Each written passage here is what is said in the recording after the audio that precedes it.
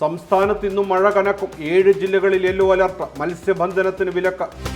Virtual arrest തട്ടിപ്പ്. ദമ്പതികളിൽ നിന്നും 1,40,00,000 രൂപ തട്ടിയെടുത്തു. പത്തനംതിട്ടയിലാണ് സംഭവം. കോടതി വിധികൾ ഭാരതീയമാകണം. നിലപാട് വ്യക്തമാക്കി നിയുക്ത ചീഫ് ജസ്റ്റിസ് എ സൂര്യകാന്ത്.